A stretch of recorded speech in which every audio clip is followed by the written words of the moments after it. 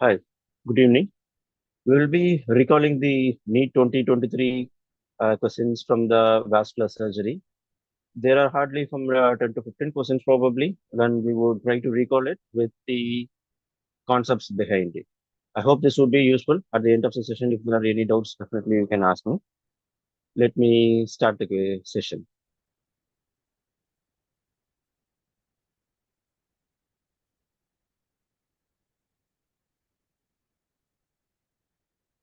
The first question is, there is a 2 centimeter defect in the common carotid artery after a stab injury to neck. The question is, what can be done next? The options given were a proximal ligation with a subclavian artery carotid bypass, a venous interposition graft, or a ligation of common carotid artery, or a patch closure. For this, the answer would be venous interposition graft. But that may not be the case if the same question has been framed differently. How that would affect, let's discuss over it. For this question, with a CCA defect of 2 centimeter, the answer would be venous interposition graft. So before we go on to solve any question, we need to identify or we need to know what is the basics or the principles behind the vascular injury in the cerebrum. So first thing we need to know to solve, I'm discussing only the points which are pertinent to this question. Okay, this is not an elaborate session. This is just a recall session.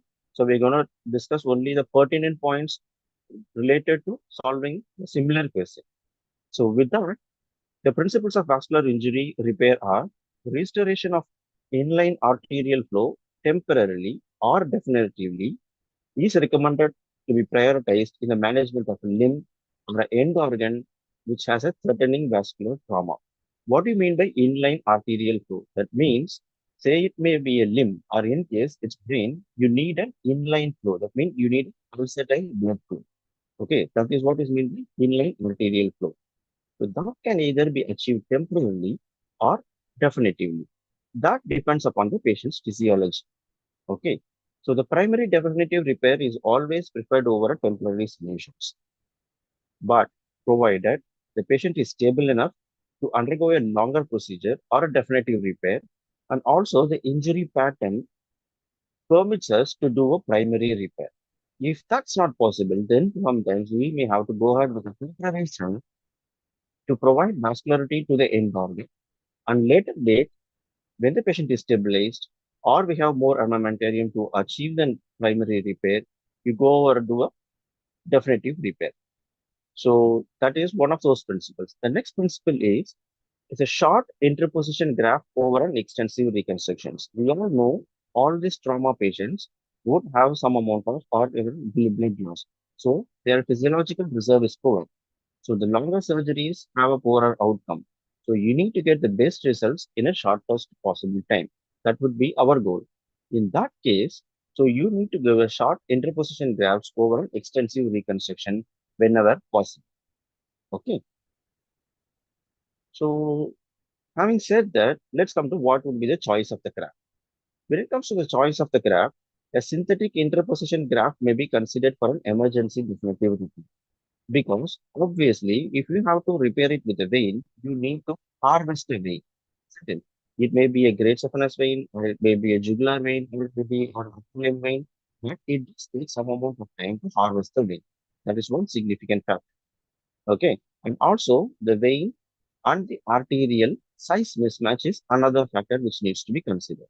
Whereas if you have a synthetic graft which is readily available, you can quickly re-establish the vascularity and also quickly close the procedure. So in that way, synthetic interposition grafts are preferred, but not in all cases. There are always clauses to it. Okay. So in that, only in that patients, you prefer a synthetic interposition graft. The next would be a vein graft. When do you prefer vein graft?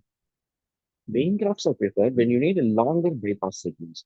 Say, for example, there is a lower limb. In that cases, you need a longer bypass or there are small caliber vessels. A minimum length diameter that can be done is probably, the maximum diameter that can be done is probably 6 mm. Beyond that, okay, you always go for synthetic. When the native vessel is less than 6 mm, when you repair it with a synthetic graft like PTFE, there would be a size mismatch, and because of the incompatibility of the size, there will be poorer outcomes.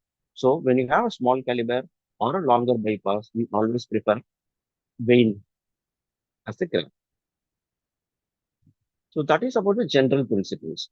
So looking at these two, we should be able to actually tell what can be probably done in this patient. So the first principle which I told you is you need to have a inline flow, isn't it? When you ligate in CCA, when you ligate a CCA, you don't have an inline flow. So the patient might have a ischemic stroke. So that is ruled out. So we are left out with the three other options. Okay, either a patch closure, venous interposition graft, or a functional ligation with a subclavian artery carotid bypass. Having discussed all those principles, we know an extensive repair is not preferred when the patient is not stable, isn't it? Here, the patient's physiological status is not given in the question. We presume the patient is physiologically unstable, or even otherwise, we prefer to go for a shorter procedure. So we are left out with the two options. One is a venous interposition graft, other one is a patch closure. That is about the physiology. Now, they have mentioned there is a 2 centimeter defect in the CCA, isn't it? So that 2 centimeter defect is what is making us to go with an option with a venous interposition graft and over transcription. That's about the anatomy specific. Okay, let's come to the anatomy specific. So this is a brief description about the grade of injuries, about the carotid artery, and the description. Okay, it has been divided into grade 1, 2, and 3 and X. Grade 1 is a partial wall injury, whereas a normal external wall contour is maintained. Okay, this here the patients which present with some hematoma or a neck swelling, secondary to penetrating neck injury, but those with face bleeding. Okay, in those patients, you go ahead and do a CT angio, you find only a partial wall injury, then you can give a single reticulate and then manage them accordingly.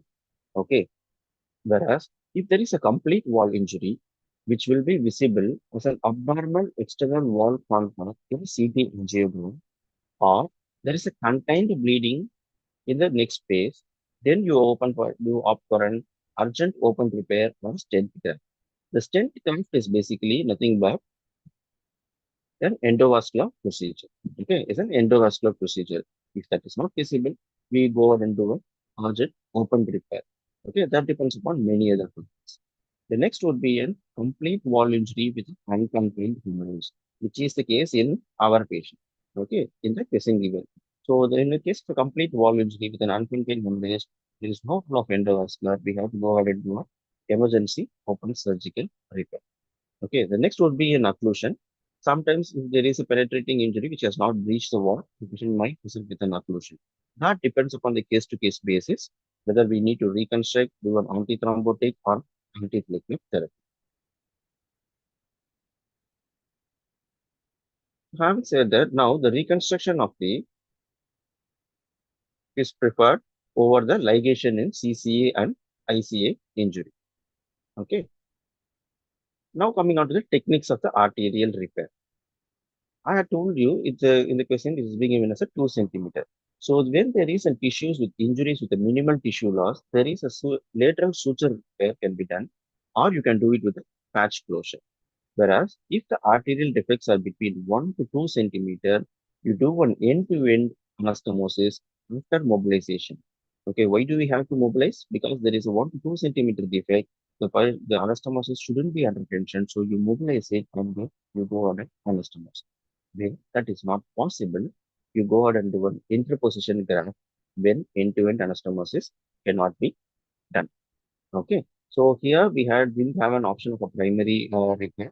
If it has been given, or if it is been elaborately given that we can do primary repair because it's falling between 1 to 2 centimeters, we can do a end-to-end repair.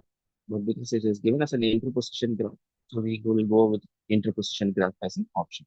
So when the vessels are less than 6 mm, like I had already told you, you go ahead and do an autogenous vein graft. Commonly preferred is Leitz vein. Or when the vessels are more than 6 mm, you can go ahead and do PTFE graft. So these are the pictures of the end-to-end repair. You can see you are spatulating it and then go ahead and doing a end-to-end repair. This spatulation is to prevent stenosis. If you directly anastomose these two ends, this may be a stenosis. So you spatulate it and then do it so that there is a luminal gain over here. This is an interposition graft which is done with the PTF. Okay, this is done with a PTFP. The technique described here is called as parachute technique. It's called as a parachute technique where you take sutures between the graft and the native artery.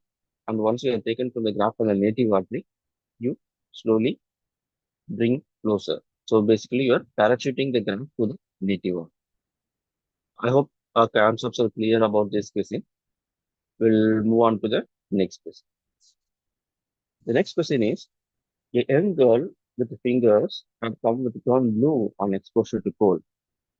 That is a presenting symptom of a young girl who, who has been screened for the markers for the associated rheumatological diseases. And the rheumatological disease is going to be negative. Okay, all the markers are negative. Now the patient is very anxious, and how are you going to explain the prognosis to that? Okay, the question is given on, it's a case of Raynaud's and it may not progress.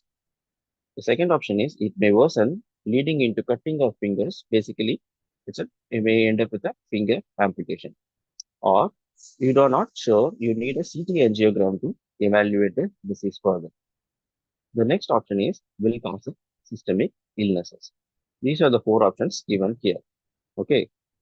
Now, the worst of all this is it's a case of a Raynaud's disease, and most likely it may not progress. Okay. So here, the clues we given here are a young girl with a classical history of fingers turning into blue on exposure to cold, which leaves us with a diagnosis of Raynaud's syndrome or Raynaud's disease. We need to know the difference between the Raynaud's disease and the Raynaud's syndrome. Understood? So the next point which is given here is an associated rheumatological disease, all markers available. What do that mean? That means Raynaud's syndrome is excluded. Now we arrive at the diagnosis of Raynaud's disease. So the prognosis of Raynaud's disease is what is clearly explained. The first one fits into the clinical scenario than the rest of. Okay, let's see what is Raynaud's disease. Raynaud's disease is nothing but an idiopathic condition which usually occurs at young women and affects the hands more than the feet. It is basically due to the abnormal sensitivity of the arteriolar response to cold environment. What happens is, you can see the flowchart down there. It's the classical presentation of a pallor, cyanosis, and then patient has rubor. Okay, why does that happen? Because as soon as the patient has an exposure to the cold, there is a digital vasoconstriction. When there is digital vasoconstriction, there happens to be a blanching. Okay, blanching of the fingers. So that is technically or medically termed as pallor. Secondary to that, because of the blanching, because of the vasoconstriction, there is going to be cooling of the deoxygenated blood. Because of the cooling of the deoxygenated blood, what happens is the fingers turn dusty and get swollen. So that is what is termed as cyanosis. And then subsequently, the patient will have a dilatation of the capillaries that will lead to a late engorged veins. This is because of the return of the oxygenated blood. So that will give a clinical appearance of a rheumatoid. So this is pallor, cyanosis, and rheumatoid. This is the classical presentation of a Raynaud's disease or Raynaud's syndrome. Okay. In case of the Raynaud's disease, you can clearly see there is a superficial necrosis is very uncommon in terms of a primary Raynaud's disease. Remember, it's uncommon in primary Raynaud's disease. Okay.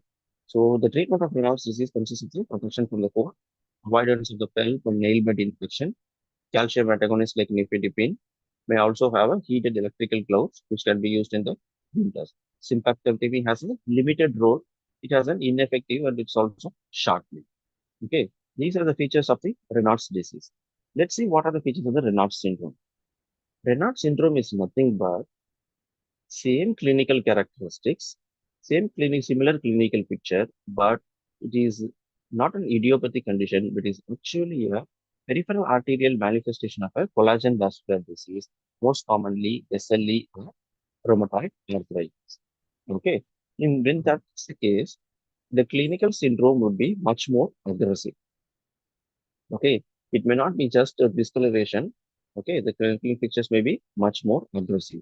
It is also called as a vibrating white finger. When you can see the patients or even men who are using dental labs or vibrating tools commonly for a profession, they tend to have this presentation. That is called as a vibrating white finger. The treatment in this condition is a treatment of the underlying problem. So if it is an SLE, rheumatoid arthritis, or associated inflammatory vascular disease, treatment of that underlying condition will be the primary management. Whenever it is associated with a syndrome, that is a Raynaud syndrome, see, frequently leads to necrosis of the digits and multiple amputation of the fingers. This is what is a clinching point in the question. They have clearly mentioned the factors are negative. So we went ahead and explaining that it is a case of a renounce and it may not progress. If they had mentioned if this is positive, we may say that it will worsen, leading into the cutting of the fingers. Or if they're not given a clinical picture which is as clear as this, then we may say that we may need a CT angiogram to evaluate the disease. Again, if rheumatological has been positive, it would involve the other systemic illnesses. Okay.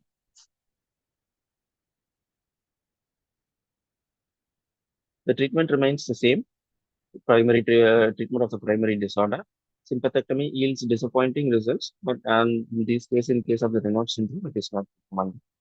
Local treatment with nifedipine, steroids, and vasospastic antagonists have role in it. The next question is carotid body tumor with the upper limit 1 centimeter from base of the skull. Treatment approach of following all except. This is basically a recall. This is how it has been recalled. What we actually mention is there is a carotid body tumor which has an upper limit which is just 1 centimeter from the base of the skull. So basically it's a high lesion. It's basically a high lesion. So out of all those, which would be the approach, okay, which cannot be used for this.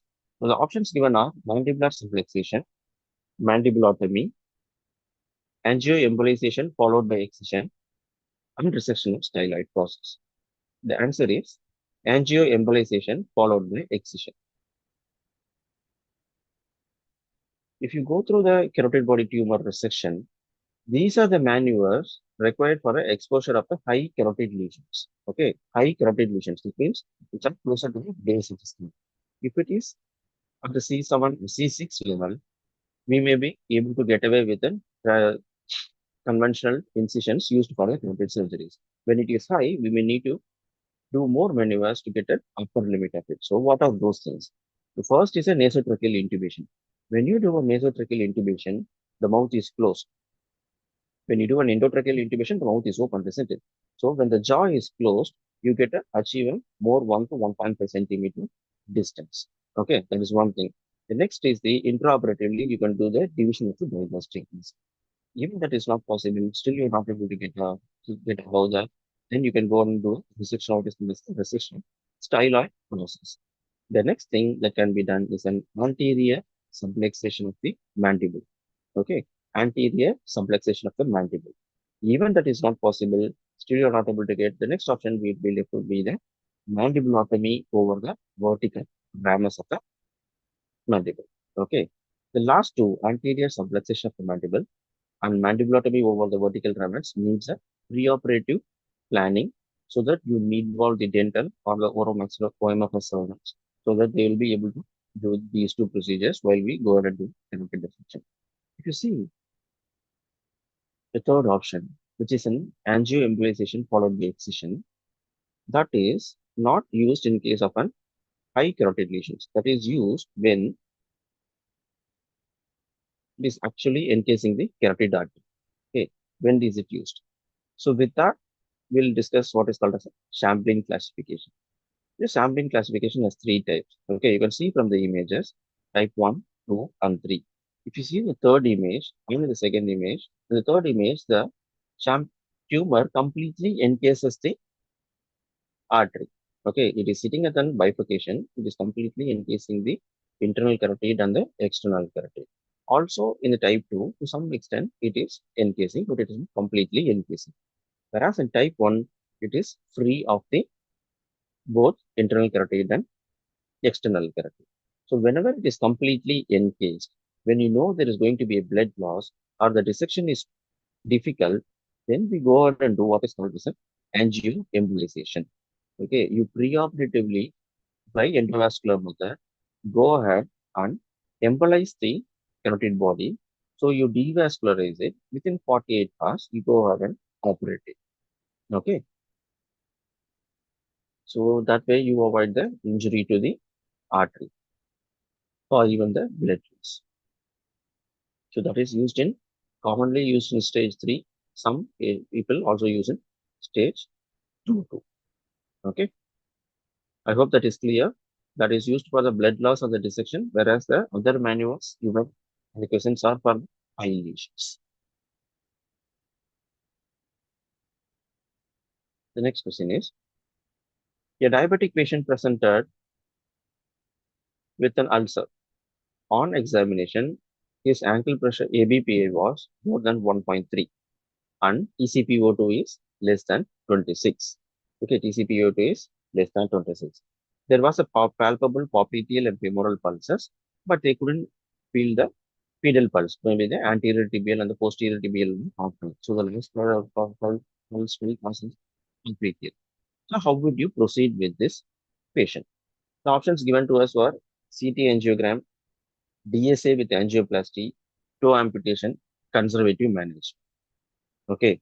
So we have a clinical diagnosis, we have a clinical scenario, and we have a laboratory parameters given. Okay. How will you proceed?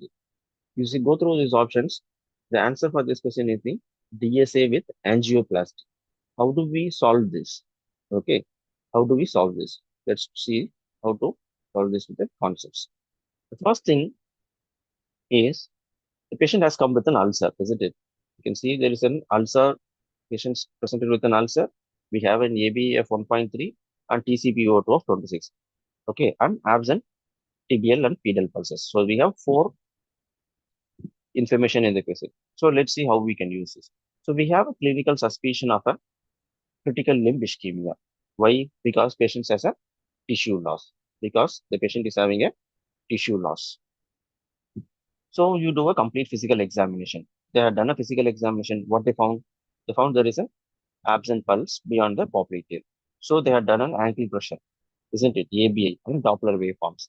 What does it show? It shows there is an ABI is not more than 1.4, but in this question it is more than 1.39, isn't it? In this question it is 1.3. As such, it's more than 1.3 or discounted pressure is there. It's not a normal ABI. So then because it's more than 1.3, you go ahead and do a toe pressure or toe brachial index or Doppler waveform. But here, what they have done a TCPO2. Okay, they have done a TCPO2. To understand TCPO2, let's see the Wi-Fi staging. Okay, in Wi-Fi staging, these are the grades of the ischemia. It's graded between 0, 1, 2, and 3, depending upon the ABI, ankle systolic pressure, and the TCPO. Okay, here we have the ankle systolic pressure is not given in the question. We have given in the TCPO2. TCPO2 is 29, which is less than 30. That means there is a severe ischemia. Okay, there is severe ischemia. But ABA is not 0.39. It's actually falling under the normal limit. But in diabetics, we cannot rely upon the ABA because of the calcified arteries. So let's go with the point less than 30 mm of Hg TCPO2 and see if it is a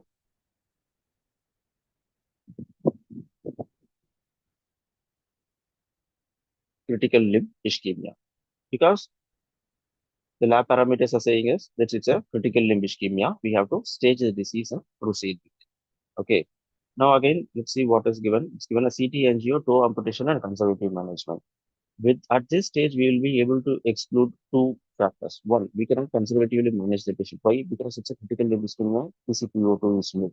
Next, we say a two amputation. We can go ahead and do a two amputation because the wound is not going to heal within solving the ischemic limb, isn't it? So the patient needs a revascularization. So we have to evaluate these patients. How do we evaluate? We have two options given in this patient. One is a CT angiogram, other one is a DSA with angioplasty. Okay, one is CTA and other one is a DSA with angioplasty. Which one shall we prefer? So this is an excerpt taken from the standard textbook. Okay, this is an excerpt taken from the standard textbook, which is self-distant. What does it say? This is about the investigation of the critical limb ischemia. It says CT angiography and MRA can be considered, especially when the inflow disease is suspected, probably a hyoidal disease. Here they have mentioned there is a femoral pulse is normal, and also popliteal pulse is also failed. So it says that may or may not be used. Okay, so we'll put that on hold. The next is most commonly patients are evaluated with catheter-based digital subtraction angiography because it is a most direct method and offers best views of the foot. Because the region of the interest in our patient is below the knee level and we have a normal pulsation of the femoral and the popliteal, in this patient, we shall go ahead and do a DSA than the CT angio. If there were a proximal disease of the hiatoiliac segment, the answer would have been a CT angio. Okay, the answer would have been CT angio. Also, in the question, they had mentioned we are going to do a angioplasty also. The advantage of DSA over CT angio is in DSA, we are introducing a catheter into the target artery. In this case, we are puncturing the femoral artery and we are going to get a blue. So concomitantly, depending upon the DSA findings, we can do the intervention too. That is nothing but angioplasty, which is given in this patient. So this patient needs an intervention. So we will go ahead and do a DSA and proceed with intervention also. Okay. So you need to holistically approach this question after knowing the concept of how to manage the CLTI, which is all given in the substance only. So these are all the references are taken from substance only. This flow chart, this tabular column, and this. Okay, it's just how to connect the dots. We just have to understand how it has to be approached. Okay, so these kind of clinical questions need a proper understanding rather than directly answer. So now we'll come with a question which is common from the varicose veins. The question is a case of varicose veins with an SFJ incompetence. What is SFJ? SFJ is superficial femoral junction, isn't it? Sorry, saphenofemoral junction. Is treated conservatively with compression stockings for 3 months. But again, the patient has presented with heaviness of the limbs and also one episode of bleeding from the veins. All are options of management except is the question here. Okay, let's go through the options given. The first option is EVL. EVL is endovenous laser, isn't it? EVL is not done if superficial veins are not adherent to the skin. Actually, this is the okay. But the next is both RFA and laser can be done with generous tumescent anesthesia. The third option given is cyanoacrylate glue to be done in regional anesthesia and need post-op compression. The fourth option is SFJ flush ligation with GSV stripping. Okay. The answer is cyanoacrylate glue to be done under regional anesthesia. The clinching point here is a regional anesthesia. Why this is the clinching point? Let's come back to the question after I briefly explain what are the procedures and how it is done. A brief intro. Okay. So these are the options we have for treatment of the varicose veins. What do I mean here is axial reflex. That means saphenofemoral junction incompetence and saphenopopliteal junction incompetence. I'm not talking about the perforators here. Okay, because the question here is a SFG. So let's talk about this. So one is an endothermal. Options are RFA, radio frequency ablation. The next option is endovenous laser ablation. Okay, as it says, it's endothermal. That means heat induced. Okay, heat energy is used. The next one is a non-endothermal. So that means The mechanism doesn't involve the heat. So what are the options we have? Ultrasound guided foam sclerotherapy, mechanochemical ablation, and endovenous glue. Okay, we have three options: USG foam sclerotherapy, mechanochemical ablation, and endovenous glue. The next option we have is surgical. What are the surgical options we have? High ligation and stripping in case of ASFJ incompetence, or phlebectomy, or we can do an SPJ, ligation and stripping. Okay, of these three, we have EVL given in the question, RFA and laser given, cyanoacrylate glue, and again SFJ flush ligation is also given. Okay, so all these things can be given, but some intricate details has been added to the options, which makes it little difficult. Let's solve. So what is endothermal ablation? Endothermal ablation is nothing but the basic concept is the treatment device is inserted in an incompetent axial vein percutaneously. What do I mean by incompetent axial vein? It's an SFJ, GSV, isn't it? So SFJ is incompetent. Axial vein means either it's a short saphenous vein or a great saphenous vein. So you insert into it. Okay.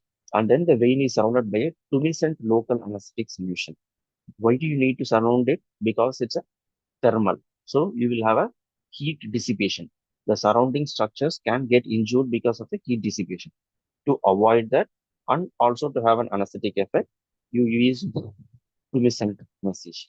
Okay. So when you give a tumescent anesthesia, this compresses the vein onto the treatment devices, emptying it of the blood. So it empties of the blood. So basically the vein wall comes into contact with the device or the catheter, which has an active probe to it. So the contact with the probe is important for the thermal ablation. So it also causes hydrodissection. Nothing but basically it moves the adjacent tissues away from the vein. It creates a path. Okay. Finally, it acts as a heat sink. We are using it at normal room temperature, isn't it? So we are normal. So that will cause a heat sink, which absorbs some amount of the heat, which is being dissipated to the adjacent tissues. Then the treatment devices produces a thermal energy that destroys the structure of the vein, which results in the permanent occlusion. So this is the basic principle of an endothermal ablation. Okay. You can see tumescent anesthesia being given under the ultrasound guidance. This is the vein. This is the catheter you can see. You can see around the tumescent anesthesia causing a hydrodissection. These are the surrounding tissues. Okay, these are the surrounding tissues. Okay, so with this knowledge, we'll just go to the question. So first option, EVL not done if superficial veins are adherent to the sink. You think it's right or not?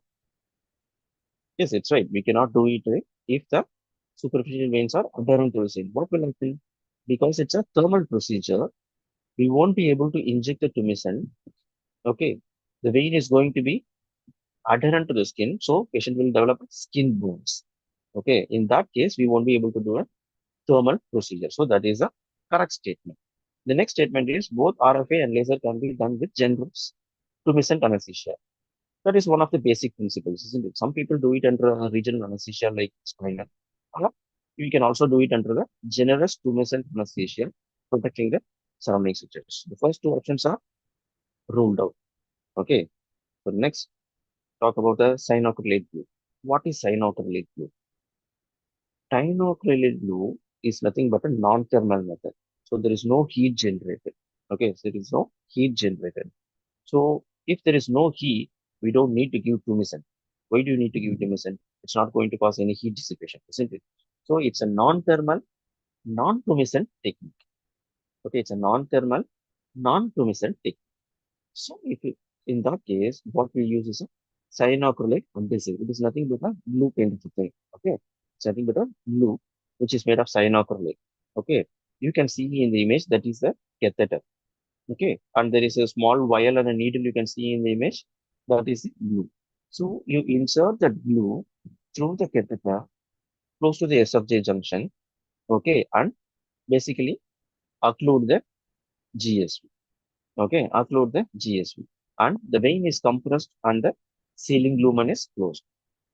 This is how endovenous glue acts. If it is going to be this simple, it's not going to cause any pain, why do you need a regional anesthesia? Okay, patient experiences minimal intraprocedural pain. Except for the puncturing on introduction of the percutaneous catheter, the patient is not going to perceive any amount of pain. So, coming back to the question, they had mentioned to be done under regional anesthesia. So, very unlikely the patient will require a regional anesthesia. In fact, the main advantage of cyanocolate blue is it can be done under the local anesthesia. Okay, so that is a wrong statement here. The next is the SFJ, flush ligation and GSV stripping, which we all know is a standard of procedure since long time. Now, the endovenous procedures has become the standard of treatment. Okay, let's go to the next question. See, this is again a very tricky question. It's purely clinical. You cannot answer it by reading in one page or a two page or it's nothing. It's not a straightforward. Like in the case of say varicose vein. Varicose vein, if you had read that, if you know about it, you would be able to do. There is nothing much decision making. But here, this question is more of a decision making. Okay. Also, in the standard textbooks, it's not very clearly seen. So let me put it concisely so that you will be able to solve a similar kind of a question. It is not the entire thing, remember, okay, but it will help you solve a similar kind of a question at the last moment if you haven't prepared this topic in lab. Okay, let's go to the question. The question is, there is a past history of DVT, deep vein thrombosis, and the patient has stopped the treatment. Okay, patient has stopped the treatment. Now, the patient has come with an MI with an LV clot. Okay, MI with an LV clot. So there is a left ventricular clot which has embolized to the lower limb, creating an acute limb ischemia. The patient has come with an MI, LV clot, and the patient has also had an acute limb ischemia. How will you manage this patient? Okay, how will you manage this patient is the question now. Okay, the answer here, see, first let's go to the options which are given. The options given are thrombectomy, thrombolysis, anticoagulation, conservative.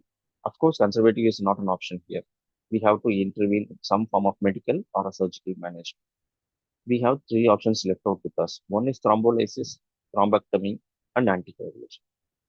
With the limited recollected data we have, we shall go with an option of thrombectomy. Why thrombectomy over the other two? Let's see why we select thrombectomy over the other two in this particular clinical scenario. For that, we need to know acute limb ischemia decision making.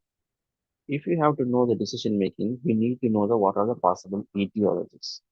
Okay, because the question had every component. I'm only talking about all the components which are given. Okay, so it has an etiological component, isn't it? The patient had a DVT, patient came with LV clot and then MS. So it has an etiological component. So an etiological component is very important in decision making, whether to intervene, not to intervene, or what sort of intervention we need to know. Briefly, what are the etiology? Embolic can be divided into embolic and non-embolic or thrombotic. Embolic can be cardiac or non-cardiac. Here, it's clearly cardiac. So what are the cardiac? It could be atrial or ventricular thrombus, endocarditis, cardiac tumor. Non-cardiac could be arterioembolism. It could be due to maybe an aorta, it could be a subclavian, wherever. The maximal source, which is distally embolized. Or it could be an aortic mural thrombi. That means there is an aortic wall disease which has a thrombus which has dislodged. Okay, these are the possible causes of embolism from proximally getting dislodged distally. So here we have ventricular thrombus, isn't it? So that has embolized into the lower limb causing acute limb ischemia. This is the clinical scenario we have. What are other things? It could be thrombotic, which can be atherosclerotic occlusion or an hypercoagulable state, or it could be secondary to a vasospasm, or it could be due to aortic dissection or a graft occlusion of priorly operated patient. If you see the history, the patient has a DVT. Okay, the patient has a DVT and he has discontinued the treatment. Now he has come with an MI with an LV clot also. That means it can also be due to hypercoagulable state. Okay, it can also be due to hypercoagulable state. But we have an LV clot here. Okay, so we will consider it to be an embolic phenomenon only. Okay, embolic phenomenon only. So with this, we'll go to other thing, what is called as a Rutherford classification. Actually, there is no data given in the question. What is the class of the ischemia? Ideally, to make a decision, we need to have a class.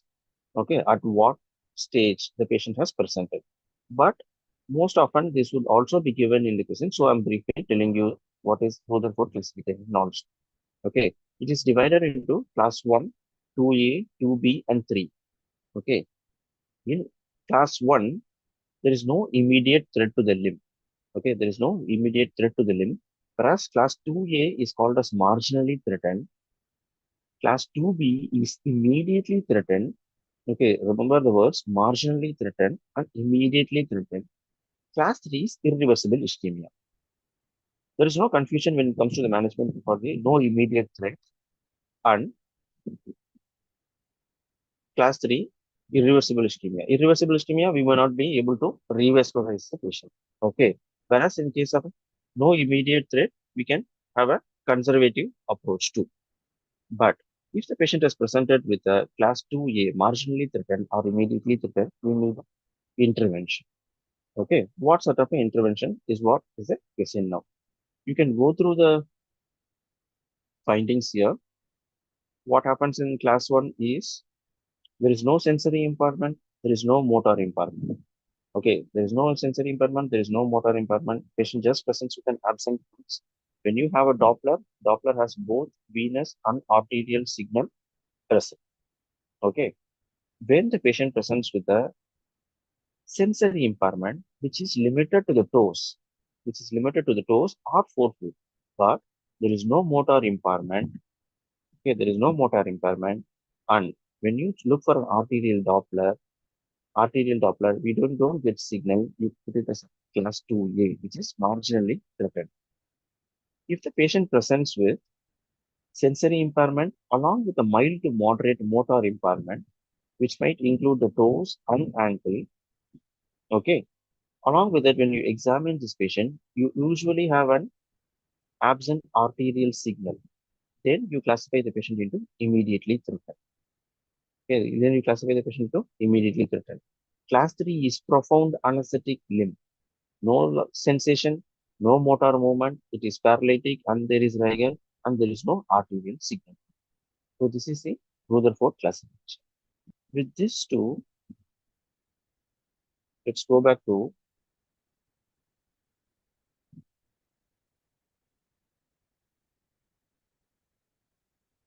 options given. Options given to us are thrombectomy, thrombolysis, and anticoagulation. Okay, what are these three options? Anticoagulation. Anticoagulation is nothing but a heparin. It's a common given, isn't it? What does heparin do? For heparin, there is no direct thrombolytic effect. Okay, it just stabilizes the clot and prevents a secondary thrombosis, meaning propagation of the thrombosis.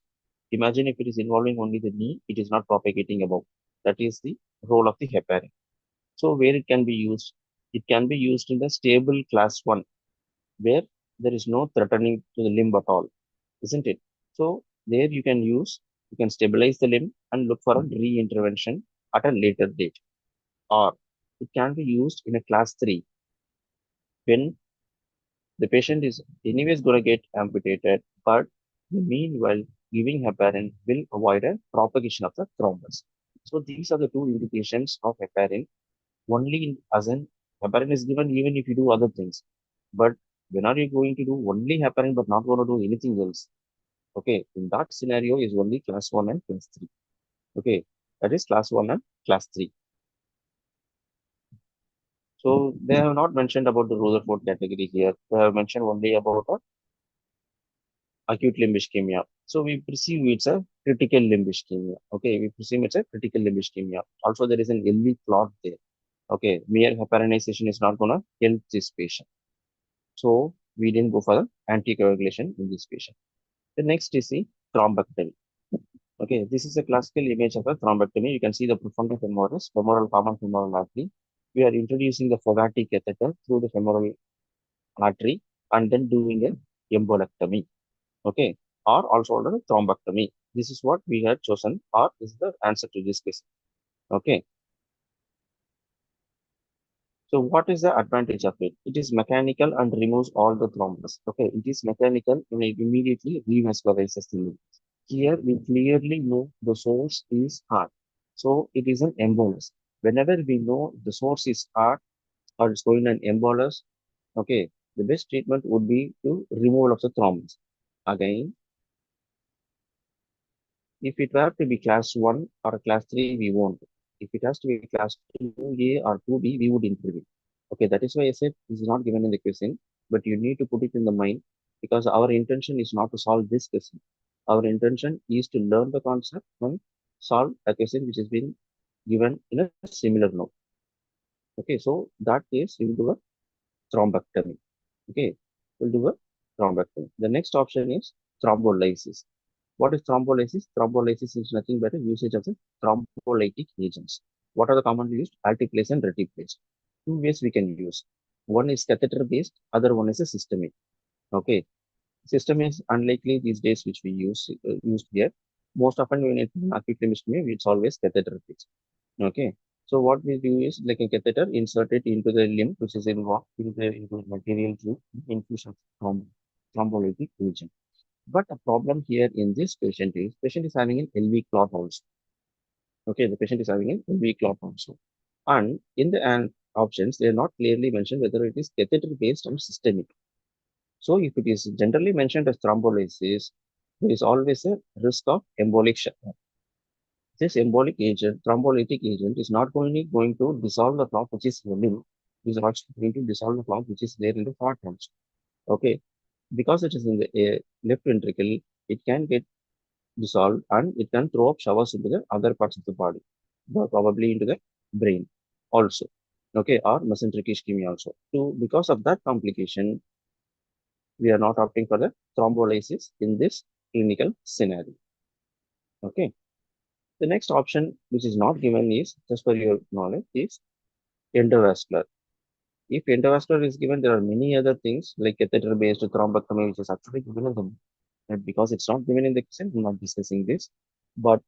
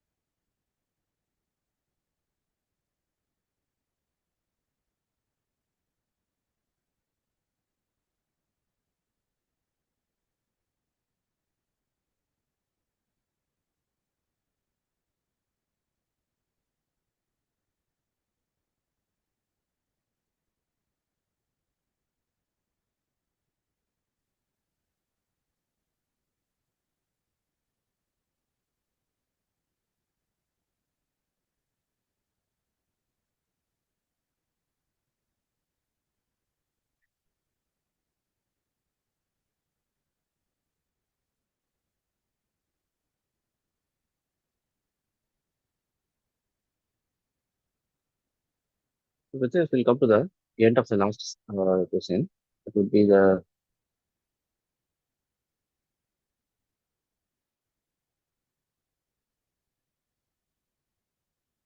last question for the session. The next question is, it's actually an image-based question. Okay, it's actually an image question.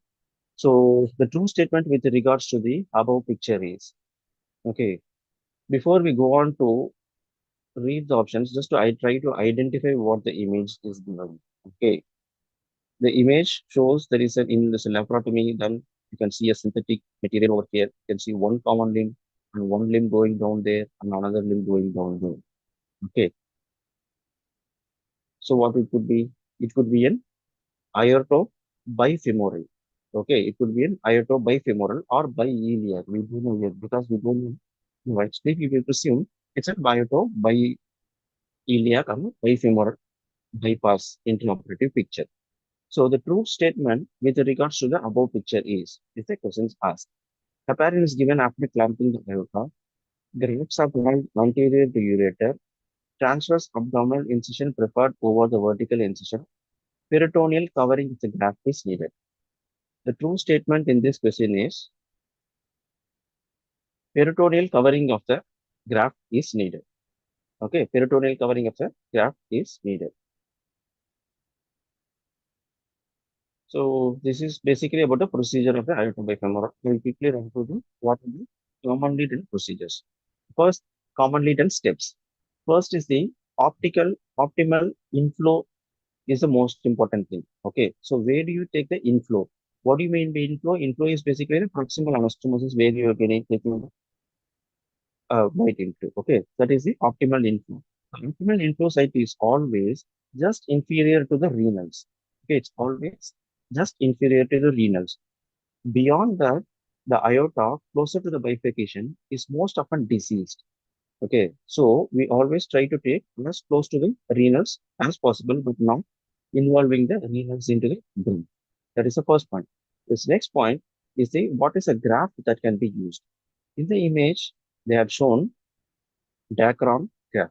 Okay, in the image they have shown what is called as a Dacron graph. But commonly used prosthetic graphs are Dacron and expanded PTFE. Okay, commonly used are expanded PTFE. But in case of an infection, okay, or there already a graft has been placed and that is infected, then the options which we have are neo-ioto-iliac system, which is nothing but femoral vein harvested and made into a conduit which suits the anatomy of the aorta and iliac system. So that is called as neo-ioto-iliac system. The other options we have are cryopreserved arteries and veins or rifampin bound diaphragm grafts. These rifampin bound grafts are nothing but synthetic grafts, which is antibiotic potent, which can be used when the infective organism is of less virulence. Okay, when it is of less virulence.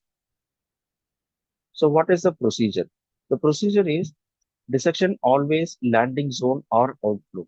So whenever you are going to do a iotobiofemoral or vein or whatever bypass surgery which you are doing, the outflow vessel is one which we are going to first explore and take control of. Why? Because two reasons. Without an outflow vessel, a patent outflow vessel, we won't be able to proceed with the surgery.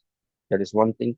Second thing is, in this case, if you are going to do a exposure of the femorals, after opening the abdomen, you're going to increase the laparotomy time. Okay, you're going to increase the laparotomy time too.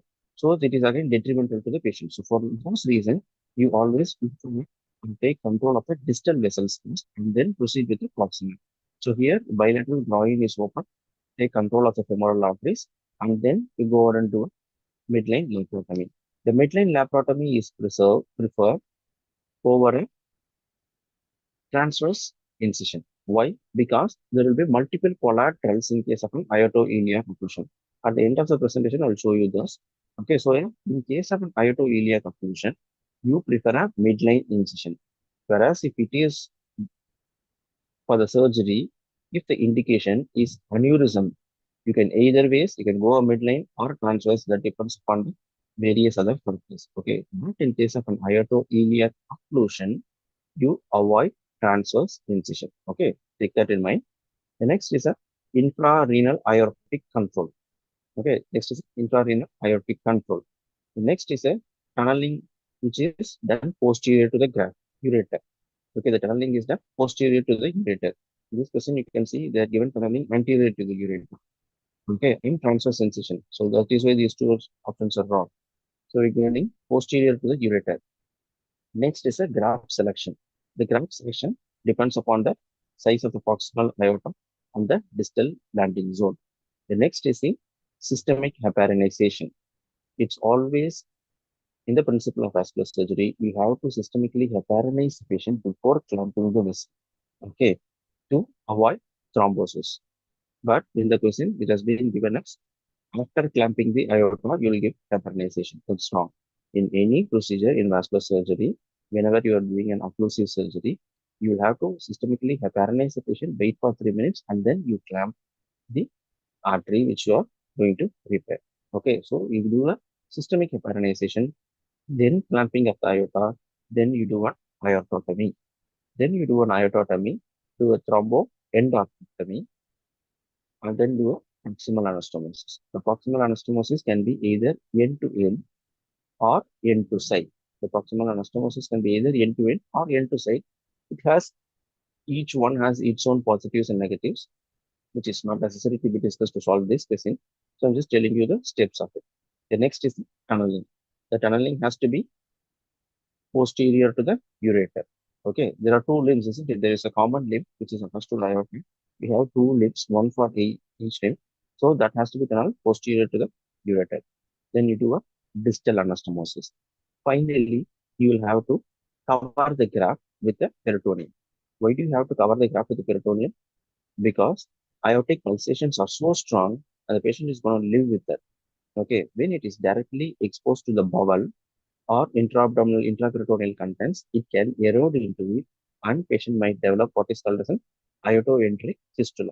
So to cover that, to have a protective layer, you will have to cover with the peritoneal covering. Most often the posterior part of the posterior layer of peritoneum can be covered. If that is not available or short, you can pull down a momentum and then you have to cover. That is another essential step in aortic surgery. Then you proceed with the fusion. Okay. Because this question was only about an ioto bypass steps, I had only mentioned the important steps of the ioto bypass, which is given in the semester. Okay, these are some of the images. You can see if there is an occlusion over here in an aortic segment, you can see there are collaterals coming from internal thoracic, superior epigastric, inferior epigastric, and coming all the way down to the lower limb. Okay, if there is an occlusion here, there is going to be a collaterals developed from subclavian to the lower limb. There are multiple other collaterals that can develop. These are all images which are showing the multiple collaterals. So if you have to put an incision like this, or if you have to put an incision like this, you will injure all those collaterals. You're also going to have multiple bleeding and also you're going to injure the collaterals. So it's always preferred to go ahead with a longitudinal or sorry, midline incision in case of an iotoiliac occlusion. This image is the end-to-end anastomosis. Okay, I told you right, two anastomosis is an end-to-end anastomosis. It's been transected, they done end-to-end anastomosis. The lower edge of the distal aorta has been sutured. Okay, it has been sutured. It doesn't communicate with the graft. So there is an end-to-end anastomosis. This is the end-to-side anastomosis. Okay, here the aorta is in continuity to the iliacs, but you are taking an inflow from the aorta and you are tunneling it. You can see there is a peritoneum posterior to that. This is the ureter.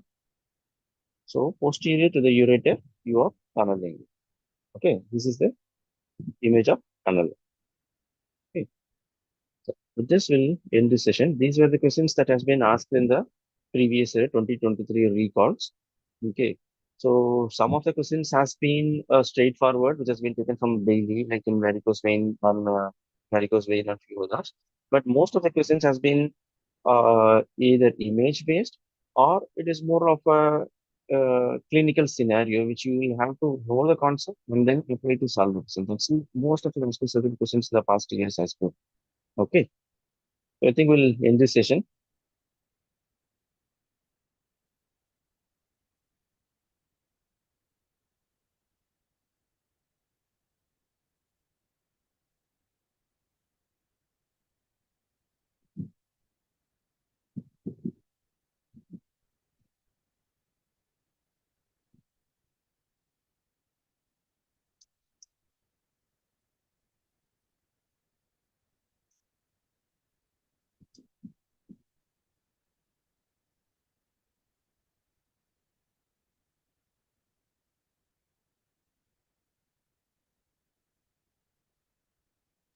Thank you, sir. Thank you.